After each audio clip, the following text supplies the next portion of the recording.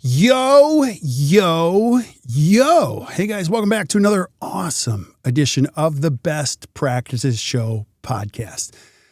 Are your hygiene ops getting a little boring? Do they need some energy? Do you need to rethink how you influence or lead patients? Well, if that's the case, today we're going to change that all for you with an amazing coach. Her name is Carlie Einarson, and she introduces the idea of 4 ways to completely reinvent the hygiene op and make it transformational for your patients. It's awesome. So please listen up. Hope you guys enjoy this, and we'll see you soon.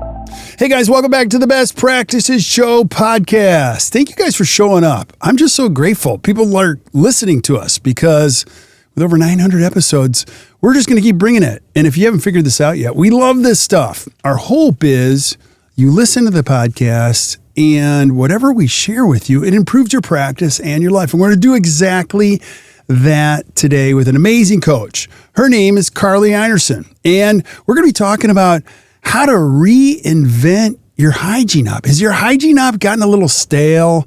Is it not creating the energy that you need in your practice?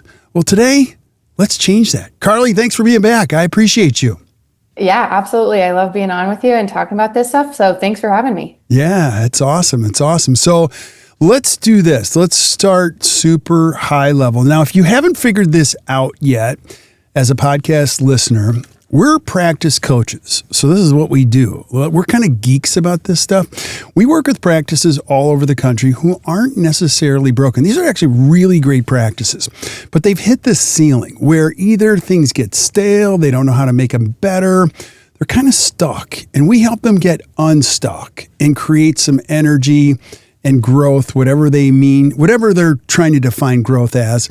And a big piece of this is what's happening in hygiene. So Carlie, give us some high level stuff. Why is this so important? So ultimately, you're talking about practices getting stuck, but hygienists in practices can get stuck too. So sometimes hygiene visits feel like they're just a routine cleaning instead of more of a powerful opportunity to engage with patients, grow the practice. Ultimately, it just feels like routine and mundane and like the same thing all over again every day. So when patients don't see the value in a hygiene, they cancel, they delay, they push back. And when the provider feels like it's routine and mundane and the same thing, then the patient is going to feel that too. So we just want to use it as a powerful tool instead.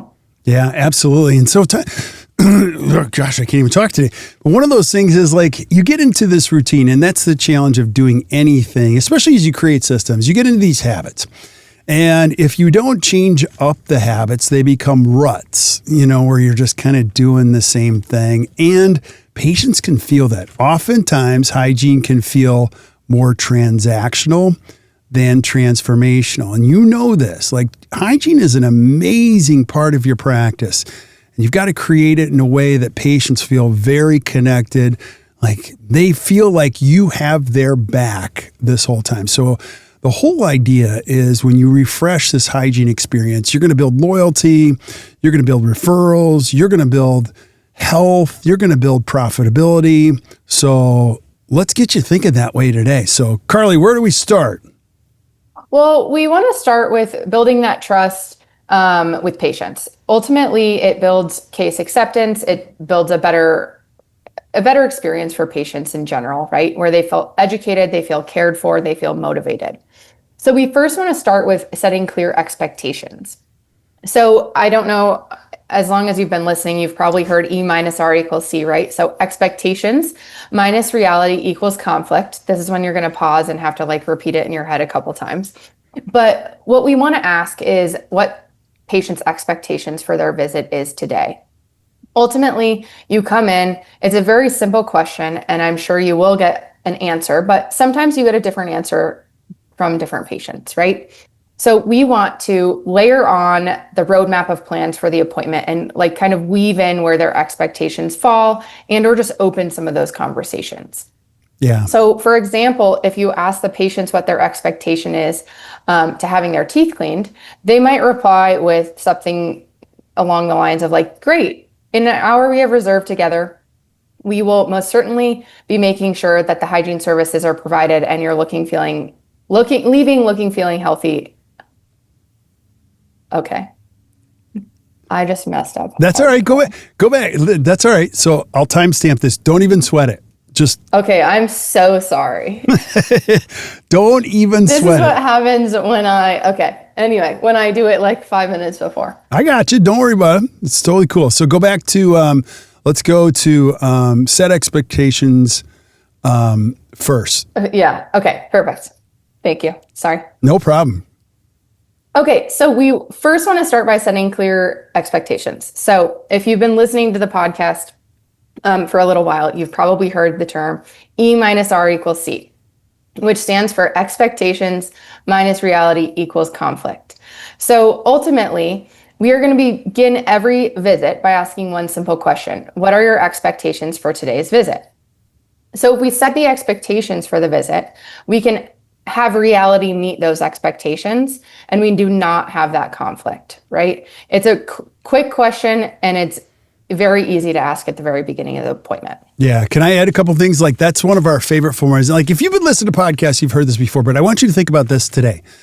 All conflict comes from one of these two variables. And if you use this positively, you can create a hugely positive experience for people. So think about expectations minus reality equals conflict. If you can exceed expectations, which nobody does in this world, you now have created a practice that's changing lives and people want to refer other people. So Carlie, I totally agree. Is the best way to exceed expectations is to ask people, what are your expectations for this? You know, in previous podcasts, you've heard Miranda talk about that first phone call. When somebody calls your office, like, what are you looking for in a new dental home? Because people might be saying, well, I just need somebody to discover my insurance. I got this tooth. I just want my teeth clean. Just that question alone in every appointment helps you understand where the patient is starting, right?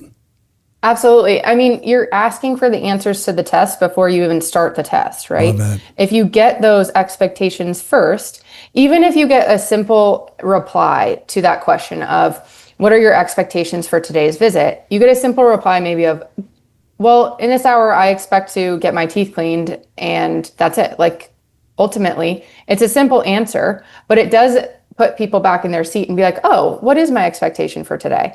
Or what do I want out of this visit? Because you might get some better answers talking about education, talking about wanting to look and feel healthy, a shiny, bright smile. You might open some doors for, you know what I mean? Like whitening conversations. There's a ton of different doors you can open with just with that question that you might not have thought about before. Totally. And one more thing I'll just add is it's such a powerful question because you can also manage expectations. Even in my business, our business, people say, well, here's my expectation. I can start with, well, let me share with you what I don't do or what won't happen today. And I like that too. Like those are often my favorite conversations is when somebody's super clear with me up front going, I know you were expecting this, or they find out what I was expecting and they get right to the point right away.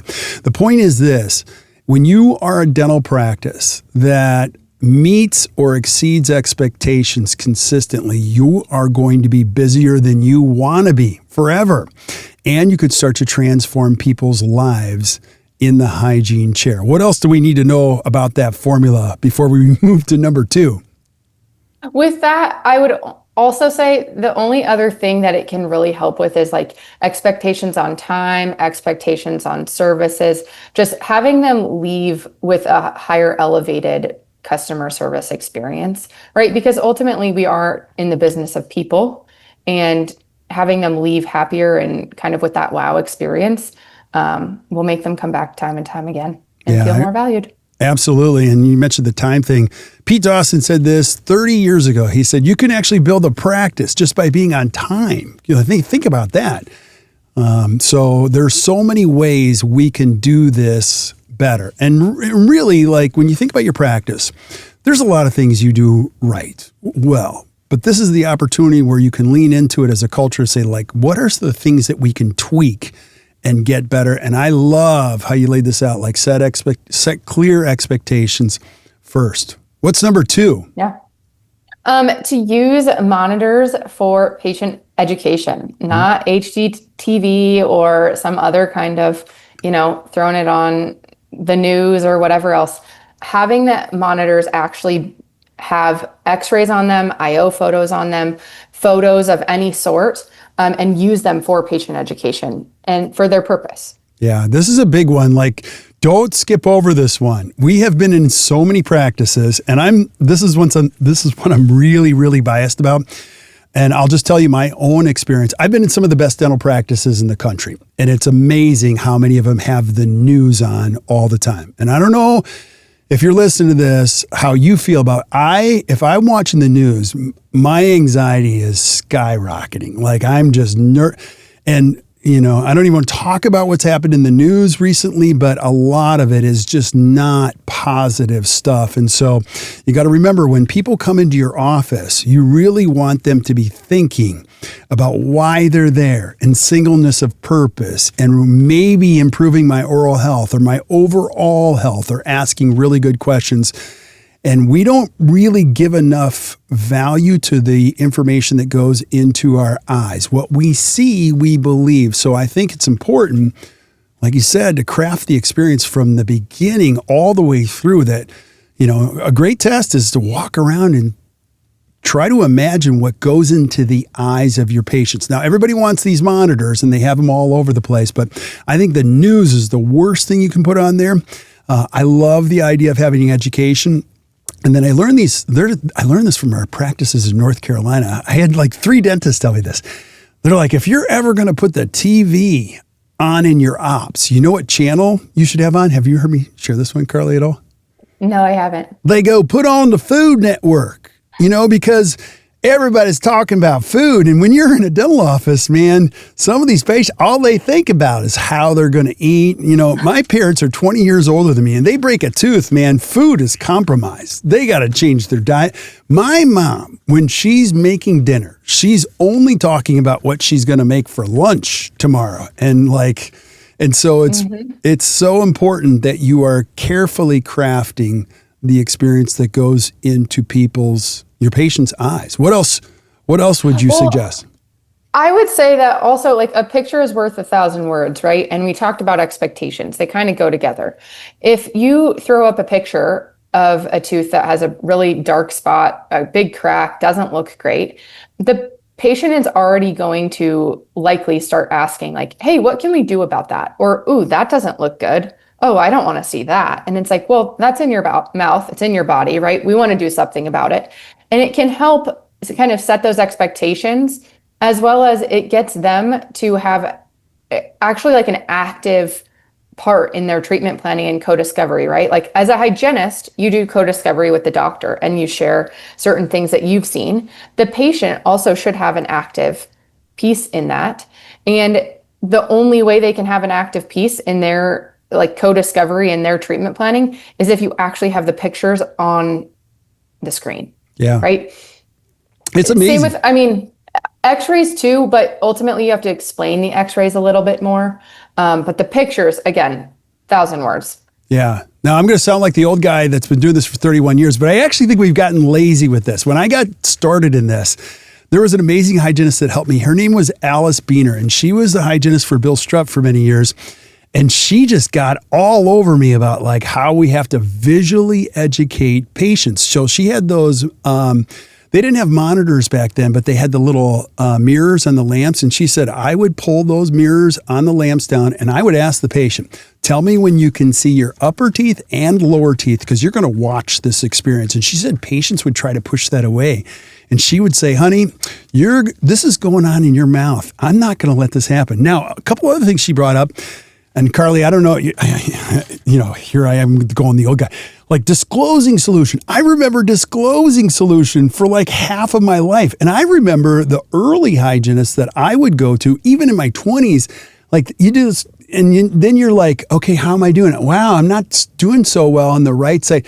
Nowadays, people are like, well, you have you're doing okay. There's a little tartar on your front lowers, and you should probably wash. And it's like, this is what I hear. You hear Charlie Brown's teacher in there. I think it's so important, whether you're using monitors or mirrors or disclosing solution, the information cannot come verbally. It's got to come visually. 1,000%. And even when they are talking about like, in the bottom of the lower back here, this and that, sometimes I would even take a picture of even like if half of it was cleaned or before it was cleaned and after it was cleaned, so that the person can actually see, because I don't think somebody can tell you, but it is different than actually looking. As well as sometimes, especially for like bigger treatment, it is great to have like a folder full of example pictures, x-rays, something that's really great, really healthy, something that's done really well, maybe something that is not done as well or is not healthy, right? And you can have some example photos in your back pocket to discuss more concerning things with patients. Yeah, no, a lot of times, what we find with a lot of the practices we coach, again, they're amazing practices. They use the time excuse. Well, I don't have time to do all this.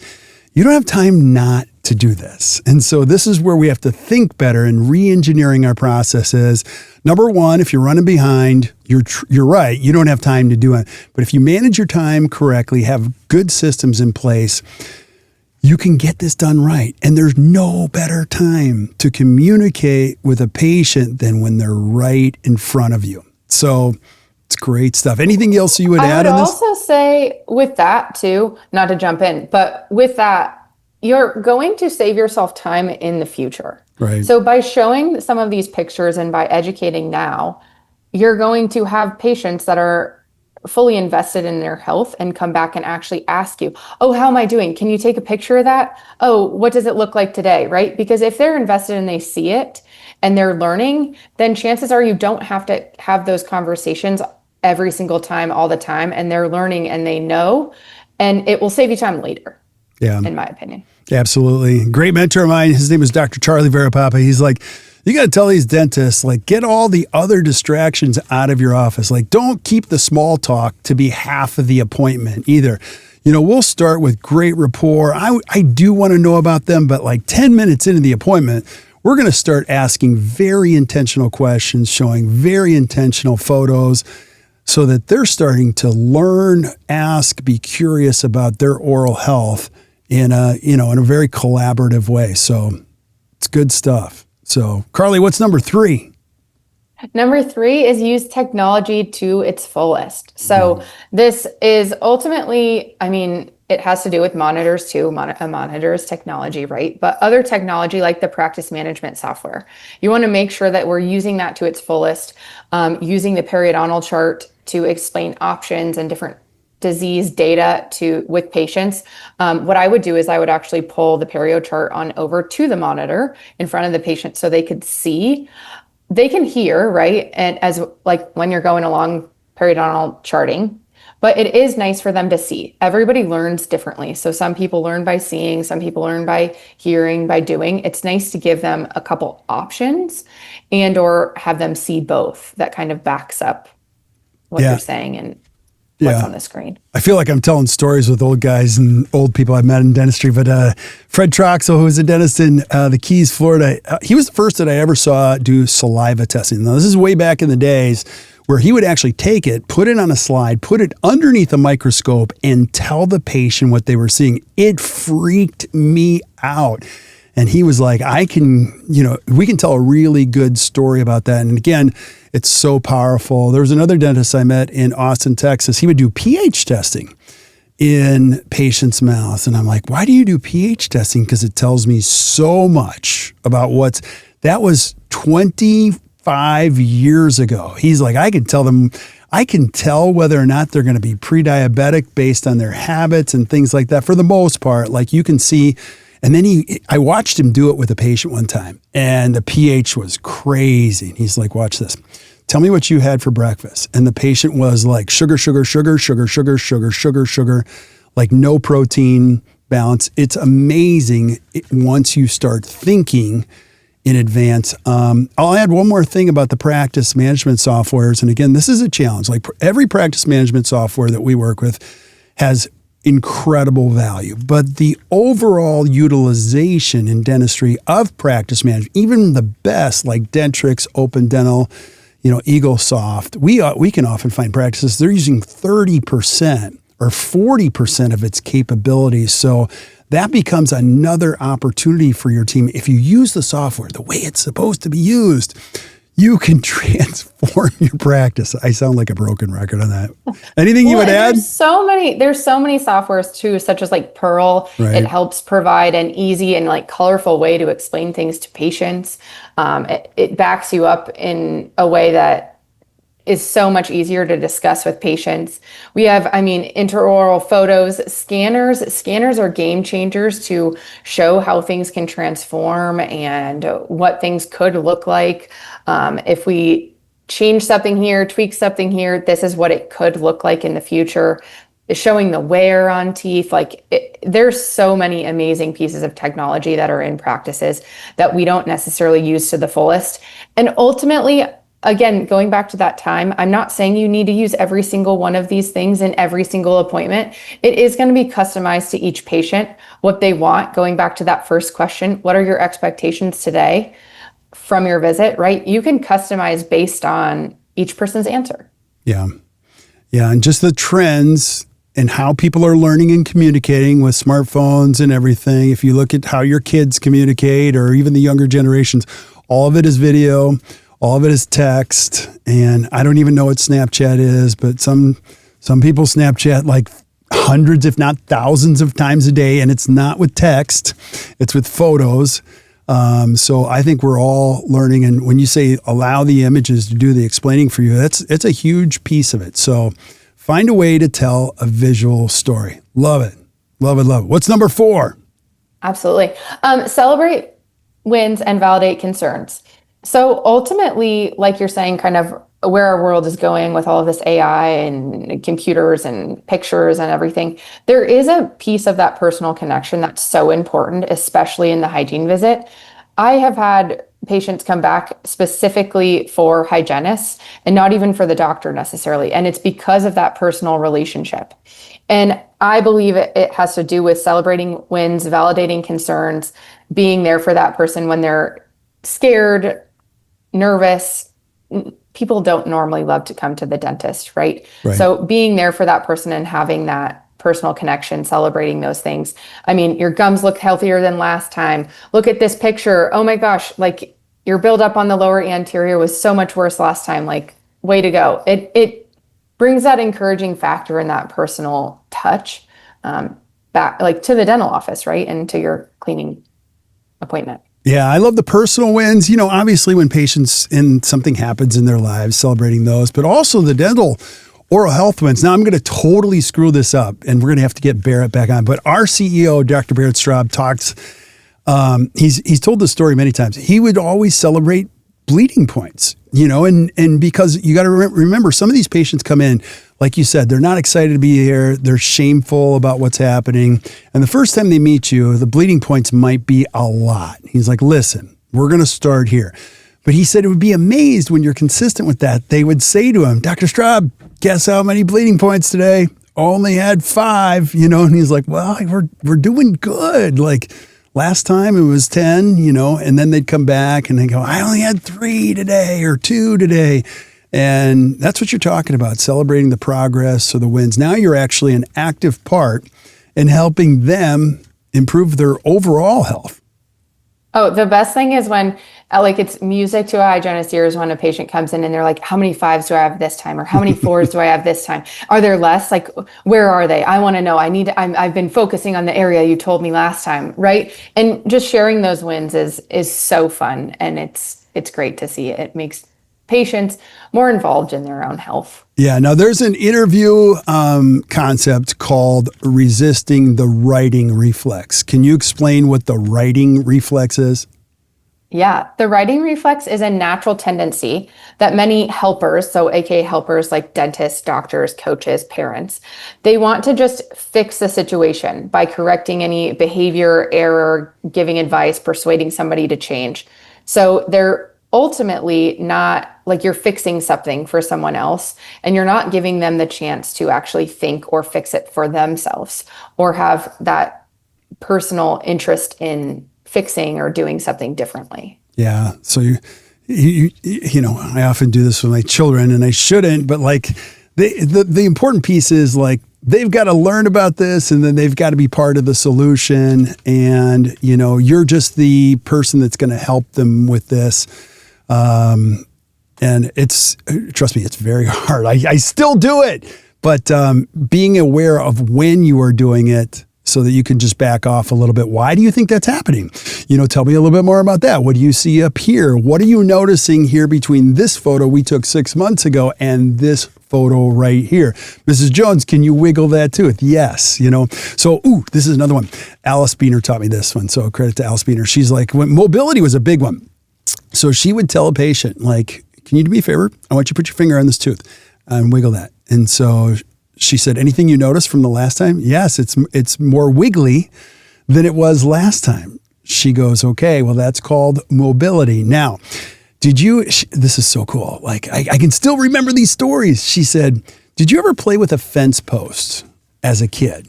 And they would all go, yeah, in the dirt. Yeah, did you ever wiggle it? Yeah. See how she was taking them on this journey? If you wiggled it so much, what would happen? They would go, well, you could just pull it right out of the ground. She goes, that's exactly what's happening here. She never told the patient. She took them on a journey, like, so that they could understand what's happening, you know? So am I on the right track here with any of this? Oh, absolutely. And even I'm just thinking of my day-to-day, like with my clients, right? Sometimes I will ask questions and people are like, just tell me the answer. And It's like, we're coaches and we call ourselves coaches, not consultants, because we're here to make you think and make you think about the answer and have you find the answer yourself, right? And point you in that direction. And that's the same thing that you can do in the chair is ask those questions, point them in the right direction. And they're almost answering the questions for themselves about their own health, right? Ultimately, you're then going to explain it. You're going to take them on that journey. But asking those questions, being curious, validating concerns is all going to be so important in the hygiene chair. Yeah, Carlie, just this pure topic of this conversation is like bringing all this recall back to me. First of all, I'll just tell you guys, I'm a geek about education. I love all this stuff. So another Alice Beaner story, she said, just be curious, like be constantly curious with patients. It'll transform your hygiene ops. And she told me this story. There was a patient she had that was a runner and he was always trying to PR. I didn't know what a PR was. Now I know it's a personal record. Like he was trying to improve his race time and his goal was ultimately to run at Boston, do the Boston Marathon. And she said he wasn't getting any better. And I told him like a great deal of your health is about what's going on in your mouth. Now, that's 30 years ago, so that's a big stretch. So people didn't often believe that. And she could tell, and he would lie to her and say, you know, how are you taking care of yourself? Yeah, I'm brushing your teeth. Are you flossing? Yeah. And she could tell he wasn't. So she's like, I just got to get through to this guy one of these days. And so she asked him like, okay, can you tell me where you brush your teeth? Like, well, I brush my teeth in the bathroom. And she said this to the patient. This is awesome. She goes, I want you for the rest of your life to never brush your teeth in your bathroom again. I go, you said that to him? She goes, yeah, because I could tell if he brushed, it wasn't for very long. And he probably didn't. She goes, do you have any other interest besides running? He said, well, I actually love my yard, gardening. She goes, I want you to put some toothpaste on the toothbrush. I want you to floss, obviously. And I want you to walk around your garden and just brush your teeth. I need you to do it for 2 minutes every morning and every evening. And so he did it. And she goes, he came back. He's like, I love that. Like, I don't brush my teeth. So what's really weird about this, Carlie, and I'm telling all the listeners too, I actually walk around the house now because if you all have the ultrasonic toothbrushes, you know as well as I do, as much as you value oral health, 2 minutes is a long time. Like you're like, okay, listen, I've got to, and it does the quadrant break. You're like, I got to be in quadrant 4 at least. Come on, man. And so there are times, even myself, as I'm walking around upstairs, I often don't go downstairs, but I'll be upstairs. I'm like, it's amazing how much better when you brush your teeth. You can make it through the entire cycle on your ultrasonic. So I don't know if that's helpful. But the point is this, is that being curious and getting patients to get out of their routine, it's not only going to transform your hygiene operatory, but you're going to transform some lives and you're going to see people's overall oral health improve. Absolutely. And I think that story right there even almost hit the nail on all of the heads that we were talking about, right? Expectations, talking about those, what to expect, what each person expects, the provider and the hygienist, the patient, the provider and the patient. It talks about patient education, right? Talks about that personal connection, celebrating those wins. And even if you could throw it on top, I mean, you said it was 25 years ago, so it's a little different now, but if you could throw it on top and show some pictures of those wins and areas to work on, it would really hit the nail on all the heads for I love it today. So well said, Carlie. Any last thoughts before we wrap up and say goodbye to everybody? Yeah, absolutely. First, hygiene can be more than a cleaning. It just starts with the patient trust, treatment acceptance, those personal connections. It is the gateway to the practice and changing the little small things, using your space, technology, communication to transform that patient experience is going to be amazing for both you and your patients. It gives you something new each cleaning that you're doing, and it also gives the patient that customized experience. So even if you just change one thing every appointment, whether it's some co-discovery, whether it's IO photos, whether it's using Pearl, whether it's doing saliva testing, just one thing in each appointment for here until the rest of your career, it is going to be so transformational and not transactional. So well said, and I'll just piggyback on that. You don't have to fix everything. Just fix one thing a month. Like one thing a month, that's 12 things a year. And if you have 2 hygienists, that's 24 changes you've made to improve and transform your hygiene experience. Carlie, thank you so much for being on. I really appreciate you. Yeah, thanks for having me. I love being here and all this stuff, so I really appreciate it. Yeah, hope you guys enjoyed that. And, we're going to keep bringing it. I hope you enjoyed the stories. I just added to that too. We love this stuff. We're going to keep bringing it. And if you still need some help, if you go back in the Best Practices Association, which is the incredible community and support that we're creating for independent practices, and we keep adding things all the time.